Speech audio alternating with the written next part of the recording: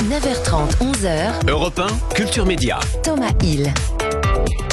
Et alors, je sais, Julia, que vous nous écoutez régulièrement. Très Cette régulièrement. émission, elle démarre évidemment avec la session de rattrapage de Jean-Luc Lemoyne. Et alors, ce matin, vous êtes face à Julia Vignali qui vient nous parler de sa nouvelle émission.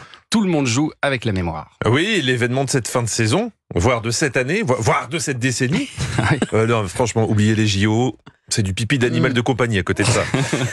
Je vais être honnête, Julia, je m'en rendais pas compte. Mais je suis tombé sur la chaîne Actu Plus sur YouTube. Vous connaissez? que ça Pas Non. du tout, c'est quoi? Personne connaît? Non. C'est une chaîne d'actu très mesurée qui expliquait que Nagui venait de vous laisser les commandes de Tout le monde joue, c'était il y a quelques mois.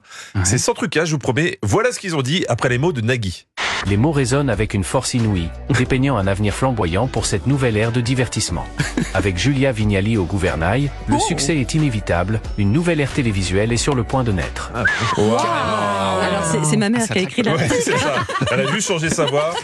Soit c'est votre mère, soit l'émission est super, mais je pense que celui qui a écrit ce texte dirige en parallèle une secte où il se drogue. Hein. Non, moi j'aime Julia Vignali, car elle a toujours un petit grain de folie dans l'œil.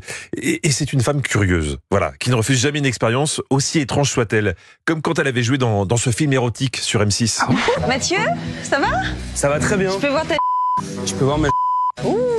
J'ai vu celle de Sylvain, elle était beaucoup plus grosse.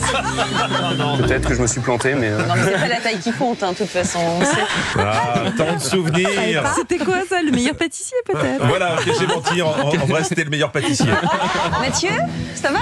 Ça va très bien. Je peux voir ta génoise? Ouais. Oui, ça marche aussi avec Génoise, mais c'est moins drôle, reconnaissez-le. Julia, c'est une femme surprenante et différente qui se confie assez facilement. Mon fond d'écran, c'est mon fils, ma fierté. Ce garçon que j'ai vu naître, évidemment. Vous étiez là très certainement, mais si vous l'avez vu sortir, ça veut dire que vous êtes quand même très souple. Respect pour le yoga. Bon, et alors, C'est vrai que Jean-Luc, j'étais là. ce matin, pour votre session de rattrapage, vous avez aussi regardé The Power. Exactement, l'émission qui chaque semaine donne le pouvoir à un participant qui peut donc décider de tout pour tout le monde. Ah ouais. Un peu comme vous, Thomas, Europe 1. Bien sûr. Vous qui avez le pouvoir de choisir avec ou sans sucre à la machine à café. Donc, une Le reste, intelligence... c'est Pascal Pro. Donc une intelligence artificielle a conçu un jeu diabolique. Un jeu inédit auquel j'ai convié 13 personnalités. Des stratèges, des leaders, des personnages emblématiques de la télé-réalité. Stratège, leader et personnage emblématique de la télé-réalité. Est-ce qu'on peut vraiment mettre tous ces mots dans la même phrase? L'avantage de The Power quand tu rentres du boulot, c'est que tu peux mettre l'émission sans la regarder. Ça fait toujours un bruit de fond agréable. Oh là là, ça y est, c'est le nouveau truc de Jennifer. On a le truc. Je t'ai mis pour rien. C'est un chien, tu m'as pas compris pourquoi tu es là? Allô, il y a quelqu'un qui parle, vous pouvez respecter ça, Jennifer? Voilà, dans The Power, on appelle ça une discussion apaisée et constructive. Et dans Culture Média, on appelle ça une réunion de rédaction. Dans cette émission, il faut avoir du feeling. Cette semaine, Maïsan et Marine ont le convoité Power. Et Carla donne son avis dans le confessionnal sur les seules personnes insoupçonnables de la maison. Pour moi, cette semaine, la personne à enlever de notre liste, c'est Marine et Maïsan.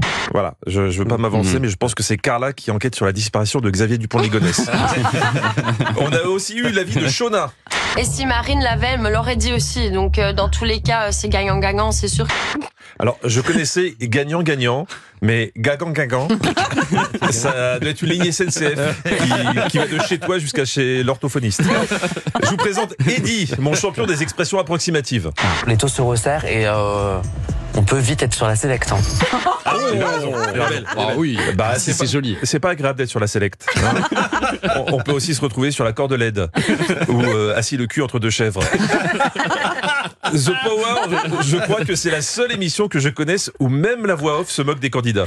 Cela n'aura échappé à personne que depuis le début du jeu, tous ne sont pas des lumières. Ah oui. D'accord. Ah, mais ça tire à balles réelles. Hein. Ça n'aura échappé à personne. Non. The Power, c'est aussi des épreuves physiques avec des encouragements un peu étranges. Voici les règles du jeu. Vous serez chacun sur une poutre munie d'une perche. Allez, qu'on va, serre bien les fesses, hein? Je résume. T'es sur une poutre. Oui, on l'a. T'as une perche dans la main On et l'a. on te demande de serrer les fesses. Oui, on l'a. On est d'accord. On dirait un peu le scénario de « Tu veux voir ma grosse génoise ?» La boucle est bouclée. Magnifique. Bravo, Jean-Luc Lemoyne. C'est bien parce qu'il nous fait découvrir des programmes qu'on n'écoute pas forcément tous les C'est jours. dommage. Et on a peut-être tort. Hein. Et on s'en rend compte là. Merci Jean-Luc, qu'on retrouve demain. Et d'ici là, en replay sur europe1.fr.